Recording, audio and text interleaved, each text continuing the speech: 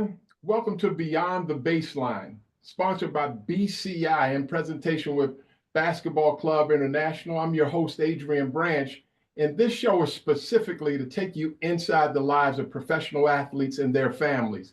Hear the faith, the family, the freedoms, the challenges, because let's face it, we all have challenges and potholes and obstacles to overcome.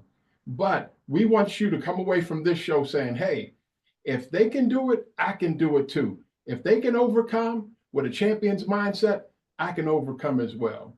Well, today we have a fascinating guest. I got a chance to talk to him some this week, and you're going to be impressed with this guy. He is amazing. His name is Kenyon Murray. Sorry, Kenyon. His name is Kenyon Murray. He is a former player at Iowa, had tremendous success, first player in the history that scored over 1,000 points, 500 rebounds, and 200 assists. That's called a two-way player nowadays. He's also a CEO of the Murray Legacy Management. He manages his two sons as well, Chris and Keegan, two NBA players that's going to be stars. Been a long time married to his sweetheart, Michelle, over 23 years, and have 4 children. You're going to be impressed with this guy. In fact, I'm going to be honest with you guys. I was looking at his podcast yesterday and took 4 pages of notes. And I texted him. I said, beast mode. And he texted me back and he said, Adrian, I'm at an Iowa game. You are annoying. Go kick rocks. I'm being silly, folks. But welcome to the show, Kenyon, man. You know you're just a beautiful guy. Like you said, we probably could have gone on for another hour, so we're just in the flow of it. I want to jump right into it. So you're from Battle Creek, Michigan, and has some ties in the great state of South Carolina as well, but you played against Hall of Famer Chris Webber. But before the basketball and before you were basically Richard Williams, you've got like the Venus and Serena with 2-star first-round draft pick players. There was a time when basketball wasn't the first priority. It was really about education. And if I'm hearing it right, you were a classical viola player for 7 years. Take us back to that era. Man, I was like, I was always one that didn't kind of do what everybody else did. So I decided to start playing classical viola, 3rd, 4th grade. And that went all the way up to high school. And I was first chair. I was a first chair viola player, I think, from 5th grade on up. And actually took private lessons and everything. So my mom really invested in that part because, not being a sports person, she was like education. Like that's what's going to get you where you want to go in life. So it broke her heart when, as a sophomore, I came home and told her that I couldn't play in the orchestra anymore. And the look on her face was like, boy, I spent all that money on private lessons and you telling me that you're going to quit now? And I said, well, Mom, I think I might be able to get a scholarship playing basketball. My coach thinks I'm pretty good. And so she said, you better, or you're going to pay me back for all those lessons. So that's kind of how it started. And really it was my 8th, 9th grade year. I really took up basketball. And by the time I was a sophomore, I showed that I had a little bit of promise. And so I decided to go that route. It's interesting. So you went from Michigan, and you spent over 30 years of your adult life down to Iowa. So how were you able to go from Michigan to Iowa? Tell us about that transition. Yeah, I think one, the coach that recruited me to Iowa was unbelievable. Rich Walker, he's from Inkster, Michigan, longtime assistant at the University of Iowa. He came in and snatched me away from the big dogs like Michigan and Michigan State. But it wasn't just Coach Walker that made the decision to come to Iowa for me. When I came here, it felt like home because the one thing that they did when I came was I met with the president of the university. I met with the heads of the colleges that I was interested in as far as academics and what I wanted to do in the future. And I got to meet I call him the greatest Hawkeye of all time, is Chris Street. And Chris Street, who tragically passed in January of 1993 during my freshman year, he and I just bonded, and it was one of those things where I really felt like I could play with this guy for, however long he was at Iowa, because he was a really good player, all Big Ten, was looking to go to the NBA. So I was like, I might get 1 year with him and that would be good. So Chris and I really we really bonded over that visit. And I remember very distinctly, we finished breakfast on Sunday of my recruiting visit. We're walking out to the car, about to head to the airport. And he looked at me, he's like, I'll see you in the fall. And I was like, yeah, probably. So I knew then that Iowa was probably the leading candidate. And I chose Iowa over Michigan, Michigan State, Notre Dame, Kentucky, just to name a few blue bloods. So I was a pretty good player in my own right, but Iowa was it just felt like home. I want to. It's so much to you. I want to talk about. It's fascinating where after you've had success and then you started your family. We talked about what was the modern day CBA. It's called the G League now, and you were calling games with that. But then there was a crisis part. So you started raising your family. And tell us about that, where you had your twins and then your precious daughter and then another son. Tell us about growing up and establishing a legacy, because everyone wants to be you with as a hoop dream parent nowadays. Yeah. I think family life was. I mean, it was always good. Obviously, my wife and I, our story is kind of crazy. We actually met at a nightclub that is no longer open, but it was called Shag Nasty's. So probably not the place that you want to go. Was it thumbs up? Were you dancing thumbs up? How were you carrying it back in? I was just chilling. Like I had just come back from playing in Sweden and went out with my roommate and, really wasn't looking for anything. And we ended up meeting in June of '98. And literally we talked until like 3 a.m. One of the funniest things is she didn't give me her number and I had to look her up in the phone book. And, that's people don't even know what phone books are, these kids. But yeah, so we met in June of '98. We were engaged by August, married by September of '99, and we had Chris and Keegan. They were 3 weeks old when we celebrated our first wedding anniversary. So didn't waste any time, but growing a family here, like obviously when you play at a high level in the state, you play for the state university, there's a lot of things that probably are afforded you, right? People know your name. It may create opportunities via networking or because they love watching you play. And so I knew Iowa would be important for me to really kind of get that professional life of mine started after playing basketball. And my wife being from here, we definitely had her family support. And yeah, we just, we still live in the same house we bought 20 years ago. And, it's never been anything crazy for us. And when we added Demetrius to the fold, he came to, so can we? Or dog. Now, I'm a dog person now, so you got to tell us about it. Go get him. Go get him. All right, sorry. The family show. So, folks, we got a commercial break here. Kenyon has to go get his 4 dogs, and we just lost our precious Minnie. Minnie was a 17-year-old Yorkie rescue. She went blind. She had no teeth, and she had me wrapped around the finger. Now, that was a lot of pressure. I'm going to keep talking until he gets back here. That was a lot of pressure on me. I'm telling my dog story real quick, Kenyon. Yeah. We just lost our little Minnie. She was a Yorkie, 3 pounds, and I'm 6'8", 220 pounds, and she's a little 3-pound thing. So there was a lot of pressure on me, this big guy walking this real small dog. But it's more, I had to bring her home intact to my baby. So you're telling about your family. You had twins, and you got 4 dogs too. So you're a dog person. My wife has made me a dog lover for sure. But we brought Demetrius. He came to live with us when he was 17. He was a kid that I coached as a freshman. How old were the twins at this time? Boys at the time, the boys were 11, and McKenna was right around 6 when he came. So he was 17 going into his senior year of high school. I coached him at Prairie High School, and single mom. He had 2 younger brothers, and the kid was uber talented, getting recruited by Nebraska and Iowa for football. He was a 4-time Drake Relay champion.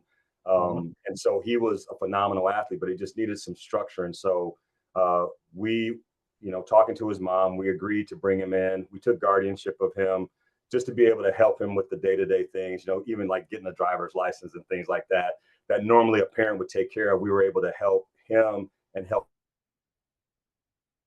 Maggie out, who's his mother. We're able to help him out that way and just giving, some structure that we felt would be beneficial for him, as well as the like the tutoring and things like that he needed for academics. So he came to live with us, and he's been a part of the family for the last 13 years. And so, family's not always, it's not easy. The dynamics change when you bring somebody into the fold like that. It changes some things when you've got twins.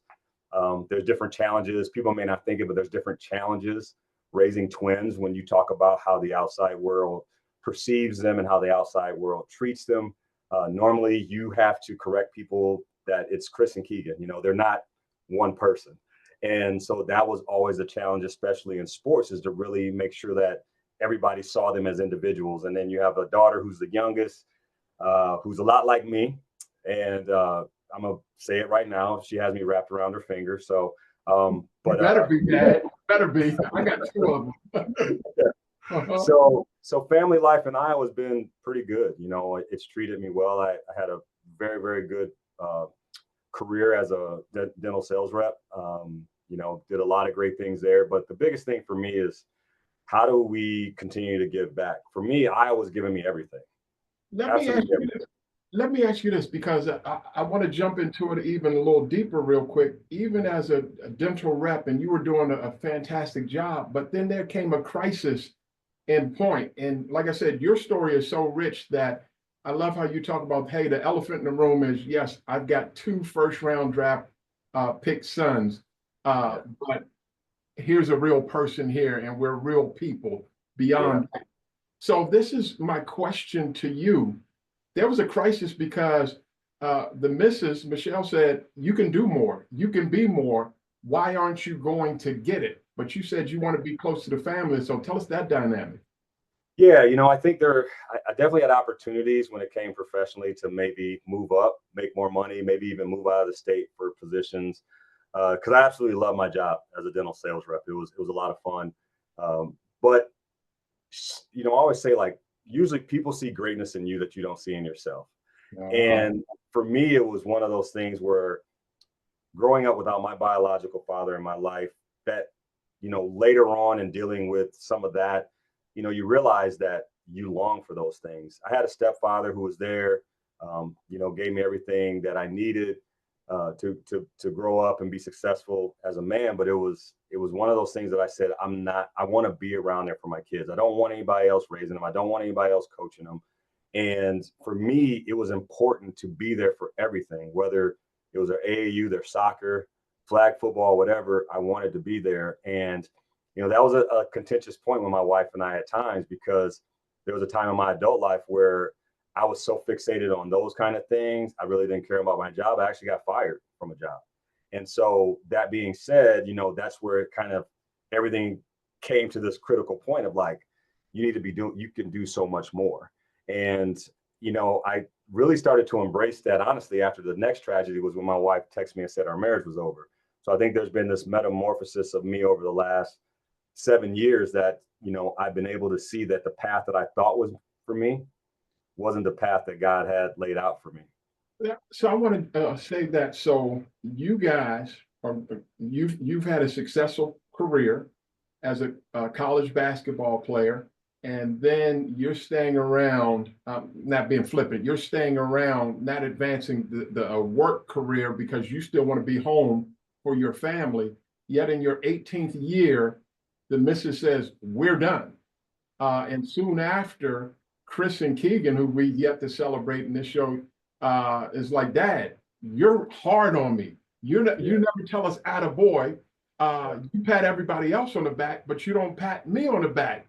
And so you guys had a rule that on the basketball court, that you were coach and player, and off the court, you were dad and son. So tell us about those 2 monumental moments right there, crisis of belief or so. Man, yeah, I think when my wife sent me that text, I didn't know what to think. And one of the craziest, I wouldn't say craziest questions, probably crazy answer, was the counselor we were going to ask us, like, well, how many of these years, we've been married 18 years, like, how many of these years have been bad? I'm like, oh, the last 2 have been a little bumpy.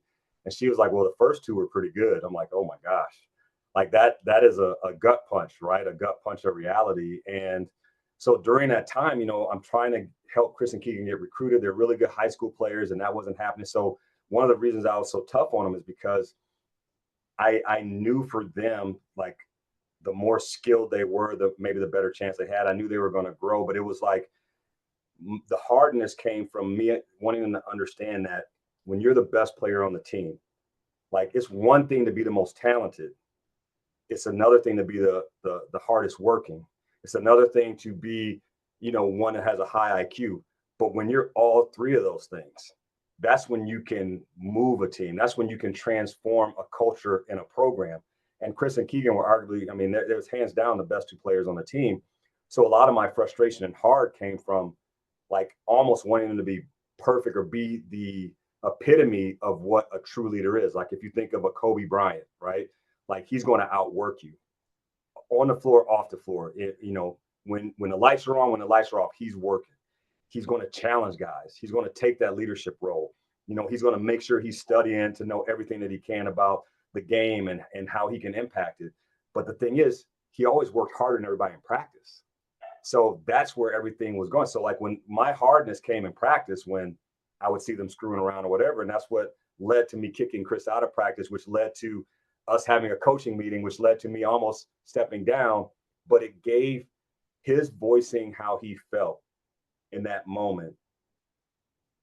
I respected my kids so much after that. And it made me realize I had to change some things. It's two things, because I was studying this. Like I said, one, I studied your tapes, and you guys have to hear him as a life coach, a character coach, and you're going to learn something. So I was listening to this, and then all of a sudden I'm like, whoa, the more I'm hearing this, boy, this is fascinating. You said, one, you had to check your ego with your wife and then with your sons. And the second thing, one was the big that you're on is listening. You've got to listen. So tell us about that, where there was an ego check and then you had to listen to your surroundings. Yeah, I'm still working on that. I think I tried to set you up. I tried to hook you up. Yeah. No. I'm still working on that. But that was the thing. I was always one that, I was pretty talented. I was pretty smart. And I studied enough where I always felt like I had to answer for things, right? And sometimes I would talk over, whether it's my wife or I talk over my kids or whatever. And one of the things I had to do is I had to really like hearing and listening are like two different things. I could hear, my wife saying like, I need to improve this or that, but did I really listen? Did I really take the time to understand her perspective? That moment with the boys was that first moment where I listened, where they were able to express to me their feelings. And I took it not as I'm your dad, you're my son, but I took it as, okay, here's a kid that knows where he wants to go. Here's a kid that is expressing how he feels. And you have to sit and listen to that.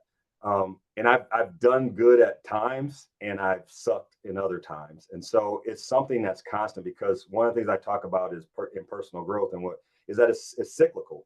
It never stops. So I may be good 1 month doing something, but then I may revert back to my old habits. So it's always this process of making sure that I'm the best version of myself in that moment. Like sitting here with you, I'm here, I'm present, I'm listening, but I have to do that for everybody in my life. And I wasn't doing that with everyone in my life. I probably listened to a doctor that I was calling on. I listened to him or her and I did what I needed to do to get that sale, but then I come home and I wouldn't listen to my own family. And so those are the things that that time was it was a gut punch for me, and it hasn't been easy. These last 7 years have been not only a testament to the people around me that pour into me, but I think it's also humbled me to a point where I realize like I don't have all the answers, and I try to surround myself with people that can fill the gaps that I have on a daily basis. Let's let you reset this and tell the audience. We won't take it for granted. Tell them who your two sons are, where they played and drafted. And I want to pick up the story after that. So introduce us to who your two twins are. And Chris is 1 minute older than Keegan, for the record. Yeah, absolutely. So, so happy to be the father of Keegan and Chris Murray.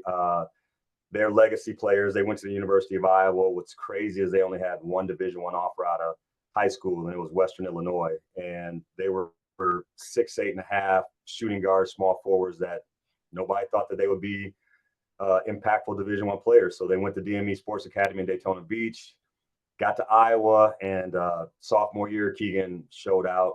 He was a first-team All-American and was eventually drafted number 4 by the Sacramento Kings. And then Chris, who also tested the draft in 22, decided to come back because he's like, I'm not a second-round pick. I'm a first-round pick. And understanding how hard that would be to follow your brother, who was a first-team All-American and a top 10 pick, He's like, I'm betting on myself. And most players, when they say they bet on themselves, they go to the league. This kid said, I'm betting on myself and I'm going back to show everybody I'm a first round pick. And third team All-American, first team All Big Ten, and he ended up being drafted 23rd to the Portland Trailblazers. So you talk about something that's special. I mean, they are of the 0.01% of people that have the opportunity to play in the NBA, and the fact that they're twins and from the same household, I think it's crazy to fathom. But yeah, they're still Chris and Keegan. You know, nothing's changed. Conservative guys, and so where I'm going with that, setting the table, and you've even had Hall of Fame players come up to you and say, "Hey, how did you do it? I want my son to be like your sons." And now, like you said, I was a good player, but now the Hall of Fame players are asking my advice. But I thought this was fascinating here, Kenyon. When I heard this yesterday, I took some notes, and you were talking about mental health, and you had about 3 points I think we can cover. You talked about it's okay to fail. Tell us about that one. Simply doing your best, but it's okay to fail. Yeah, it is. I think, you know, the one thing I've learned, especially over the last 7 years, is, you know, failure is a part of the journey. You know, I mean, failure is just another opportunity for us to be better the next day.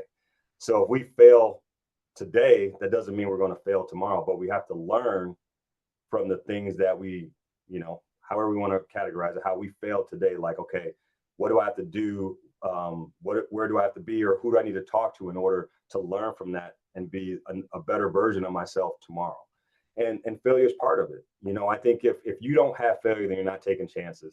If you don't have failure in your life, are you really pushing yourself? If you don't have failure in your life, are you really living the purpose that God put us on this earth to live? Because if you think about some of the most influential characters in the Bible, there was failure, there was pain, there was there was ridicule in all different places. And I think if you don't have those things, are you really making the impact on people that you can? And so for me, failure is just part of the journey. I want to make 2 more points before we get into your faith and wrap this puppy up. Time is going so fast. My goodness. You talk about comparisons as well. Don't let comparisons kill. And now younger kids have cell phones and can look at who's doing what. Tell us about that. I thought that was some wisdom you dropped. Man, I learned how huge comparison was when I started coaching my daughter's high school team. When you talk about teenage girls and you talk about them on their phones, I mean, boys do it as well, but it was just a realization that I had coaching my daughter's varsity team the last 2 years, that I tell, like, it was like if there's somebody had a reel or somebody was at a camp and they got highlights, and girls like, why is she doing that? Why is she doing that? Like, I'm better than her and this and the other thing. I'm like, it was really shocking. I'm saying, don't worry about the phone. Don't worry about who's on there. Like, what are you doing to make yourself the best player, the best teammate, the best student, the best daughter? You know, like you are one of one. And that was kind of the talk we had. But like, comparison is everywhere. I mean, in your family, you know, when the hardest thing with Chris and Keegan was everybody either considered them, one, they're the Murray twins, or it was Keegan's better than Chris, or this, that, or the other thing. And so with twins, it's always been a constant of how I don't want people to compare the two of them, even though they're doing the same things. They're two different people. And then Demetrius, who moved in with us too, he was a great athlete. You know, he had a unbelievable football career, played at a great Division III school here in Cedar Rapids. But that's the thing too, like, people will compare him in football to what the boys did in basketball. And then you have McKenna, who's like, I got these three brothers that are doing all these things. Like, where do I fit in? And so it's been something where I just try to really focus on, like, you are you, and there's no one else like you, and you can't control anything outside of here. So you have to make sure that you're strong in here. And I think that's when the comparison thing will move away. But yeah, it's just sad, like, we do that, whether we're keeping up with the Joneses or whatever. Like, that's just part of our society, that we compare ourselves to the person down the street, even though we don't know what their circumstances are. We don't know how they got this or that, and they don't know what, the same things about us. So we need to just start making sure that we're taking care of ourselves and working on ourselves, and then everything will take care of itself outside of that. I'll give you one more before we go speed round. I'm gonna take one out of your own website here. Yeah. You had this um, burnout. You said burnout was people are burning out because they're so sports specific. Tell us about that. And you're a big believer on taking rest and also letting them play different sports growing up. Yeah, that was key. My wife thought they were going to be Major League Baseball pitchers because Chris and Keegan are both left-handed. And so, yeah, so baseball, golf. Her grandfather was a greenskeeper. My wife golfed in college. So we allowed them to play. So they were playing basketball, baseball, they were golfing. And we really just let them decide. And I said, when you decide on what you want to focus on, then let's go. So when they decided, hey, Dad, we're done with baseball, I was like, okay, here's what we're going to do. 45 minutes in the gym with me, doing whatever I need you to At the do. eighth grade, though, you said about you let them go until about the eighth grade. Tell them about that one because you said third, fourth grade, they're burning out from baseball or something. But at that young age, you let them make the choice. Tell us about that one around that 13 mark or so, eighth grade. Yeah, I think that's when you make the decision because now you get into high school and if you're playing multiple sports, if you really want to be good in one, like there's some rare people that are just phenomenal athletes. But most of the time, that's when kids decide what sport they want to specialize in. And at that time, the boys are old enough to make that decision. And so we wanted them to control their future when it came to the sports. And so they were just like, Dad, we play baseball, but we're missing basketball tournaments. And then we would come home from baseball tournaments. They'd be like, Dad, can we go to the gym? And we'd be in the gym. It's a Sunday night and we're in the gym for 2 hours. I'm tired, been in the sun all weekend, but that was their decision. And so when they made that decision, I said, here's the plan. Give me 45 minutes, whatever I want to do. And then whatever else after that you want to do, it's all on you. So we be in the gym 2 hours.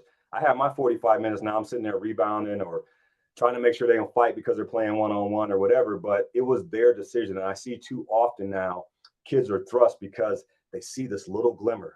Like my kid can be really good and they specialize. And we're starting to see, like in baseball, we're seeing Tommy John surgery for kids that haven't even gotten to high school, ACL tears and things like that. So I truly believe like you have to have balance in your life and you have to have balance in your sports life. And that's what we did. I would double down a little bit because, like you said, you just talked about it's okay to fail. So I hope the parents and the kids that listen to this, you're hearing this from Keegan and Chris's dad, that it's like, hey, yes, it's okay to fail. It's okay to take time out. It's okay if you're going to do it now, be focused like that 45 minutes when you guys were in the gym, it was focused time. And also comparisons, stay away from the comparisons. I also want to ask you this. So I got this is straight out of your page here. And I want to go, faith here. Faith, especially Psalm 46:10. Why is that so special to you? Man, Psalm 46:10 saved my marriage. I mean, it really did. When my wife and I, we're going through counseling and things like that, she was already like, she's done. Like she was, I don't care what he does, I'm out. I'm done with this. But she heard the words "be still," and she thought she was going crazy. I probably thought this man is driving me crazy, and I'm starting to hear things. But be still and know. And it was like, be still while I work on him. Be still because he is the man you married. He is what you thought he was, but just be still. And that has become our moniker. And for me, it's Exodus 14:14. And that's the Lord will fight for you. You only need to be still. So everything we do now is based around our faith. And even when you base your life around that, and that's where you derive all of your strength and energy and wisdom from, you're still going to make mistakes because we're human. And so for me, yes, it's a great moniker. Yes, I truly believe it. Yes, I am of faith, but I'm also human and I make mistakes. And I think for me, that's the last part of that ego that a lot of us have as athletes, high performing athletes. We have a lot of that ego. And honestly, understanding that I am closer to God, I do have a great relationship with my Lord and Savior, but I'm also human. And I think being able to accept the fact that I'm human and I'm going to fail again, it really gives me peace because I know that even regardless of how many times I screw up or whatever, he's still going to love me. And so that's been huge for me when it comes to just accepting that failure is just part of it, and I'm human and it's going to happen. I'm writing notes again. So when you see my head down, this is the second day, folks. I'm writing notes every time he talks. I'm going to call you Confucius, brother. I got a lot of good people around me that pour into me all the time. So these words aren't mine; they're a collection of everybody that has definitely helped me get here. You can tell. So I want to take a page out of yours, rapid fire here. So first, one or two words that come to mind here. Just a few questions. Biggest regret. Man, my biggest regret is, and it just happened recently. My biggest regret is that the young man that we brought into our family, Demetrius, though we brought him in with great intentions, the one thing that happens when you get wrapped up into yourself, my own problems, trying to save my marriage, is sometimes you don't work on the relationships that matter most. So one of my biggest regrets is that time when he needed me the most as a father figure, I wasn't available to him. I was a broken man then, and I probably couldn't give him what he needed anyway. But that's one of the biggest regrets I have, is not being the person in those moments that he really needed. And I think that happened with my boys as well. And so for me, moving forward as a father, it's like, I want to be the man that you can lean on when you have questions about being a husband, about being a father, about being a Black man living in America. Like, I want them to be able to come to me. So like the biggest regret I have is really not working on those one-on-one interpersonal relationships at a time where they all needed them the most. Biggest success. Oh, my wife. My marriage is my biggest success. And the fact that we've always known we were supposed to be together. But there were times, obviously, she doubted that. But to have us in this place that we are now, where we're closer than ever, where we're more aligned than ever, that's the biggest success.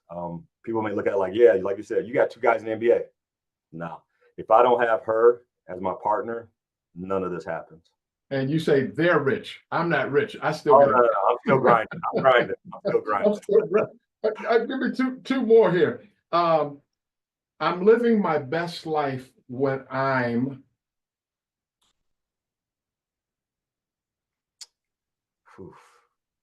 living my best life when I am at peace spiritually. And when I say that, I mean I'm in my devotionals, I'm in my Bible study, I'm doing things in my community that I know will last beyond me. A good friend of mine that I'm working with, he says this, he says, if it's not about you, it will live beyond you.